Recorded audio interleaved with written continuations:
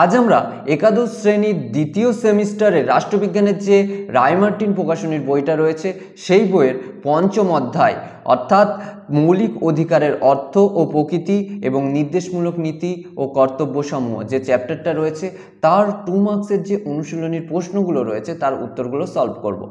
আর বলে রাখি পুরো যে পিডিএফটা রয়েছে সেই পিডিএফটা টাইপ করেছে তোমাদের সাইলদা বিভিন্ন বই থেকে কালেক্ট করে অথবা নিজে কিছুটা লিখে, ঠিক আছে।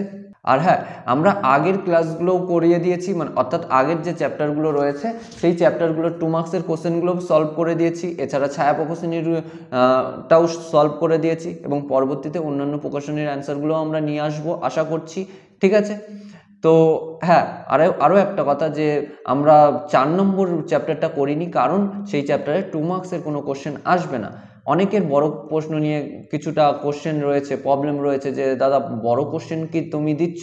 হ্যাঁ, নিশ্চয়ই দিচ্ছি, সেগুলো অডিও সিরিজে আসবে, তোমরা প্লেলিস্ট করা রয়েছে ওখানে দেখে নিও। ওখানে শুধুমাত্র যে তুমি অডিও আকারে নোটস পাবে এমন নয়, পিডিএফটাও পেয়ে যাবে। আমাদের মেন লক্ষ্য হচ্ছে পড়াশোনাকে সহজ করা, বিশেষ করে রাষ্ট্রবিজ্ঞানকে সহজ করা, কারণ রাষ্ট্রবিজ্ঞান অনেকের কাছে কঠিন মনে হয়। তোমাদের কাছে কি কঠিন মনে হয়? যদি মনে হয় আমাকে একটু জানাও তো, আর যদি সহজ মনে হয় সেটাও জানিও। যাই হোক, শুরু করা যাক। আর হ্যাঁ, শুরু করার আগে বলে রাখি, এখনো পর্যন্ত দ্য পলিটি গুরুর ফ্যামিলিতে যুক্ত না হয়ে থাকলে সাবস্ক্রাইব করে যুক্ত হয়ে যাও।